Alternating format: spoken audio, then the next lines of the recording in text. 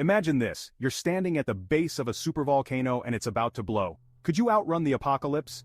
Before we dive into this explosive scenario, hit that subscribe button for more earth-shaking hypotheticals. The clock starts ticking.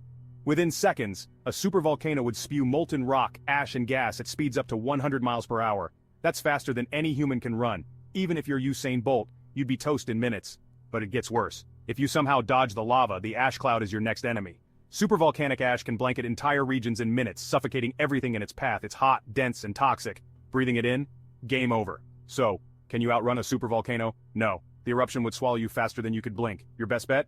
Get as far away as possible long before it blows, because once it starts, it's already too late.